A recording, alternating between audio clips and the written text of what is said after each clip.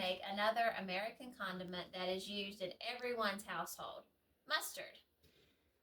We start out with grains of mustard seed.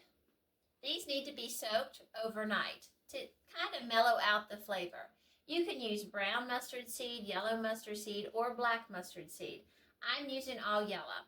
There is a cup of mustard seeds in here. I've strained the water out of them, and now I'm going to go ahead and dump them into my blender top, and I'm dripping water everywhere.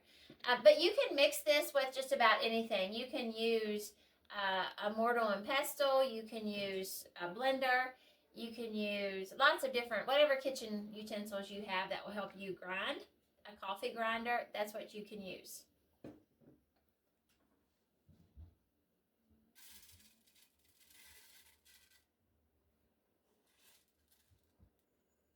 Making homemade mustard is very simple. It only requires a few ingredients: salt, turmeric, white vinegar, water, and your mustard seeds.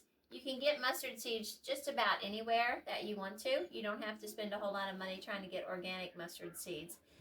The mustard that we get from our grocery store has natural flavors. We all know that natural flavors is just a cover-up for chemicals that they don't want us to know about. And you can make it at home, and it will be very healthy for your family. Now we're going to add all the rest of our ingredients.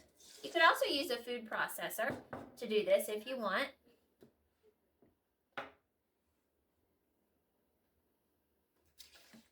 And we're going to blend.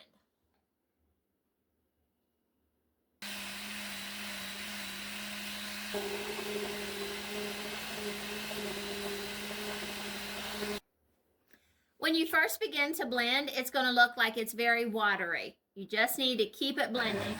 As you can see, it's starting to get thicker now.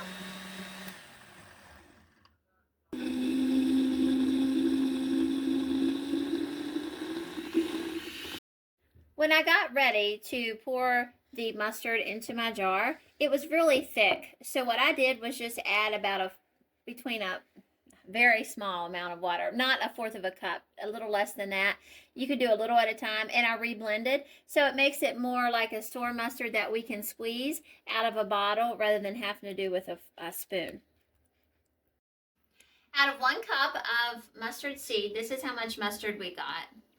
Now, with the mustard, if you taste it as soon as you do it, it's going to be bitter. So you want to allow it to ferment in the refrigerator for 2 days to 2 weeks. And the fermentation is also good probiotics for your stomach, so it's a win-win situation. But it can be used just like normal store-bought mustard, and we don't have the ingredients that's chemicals or bioengineered.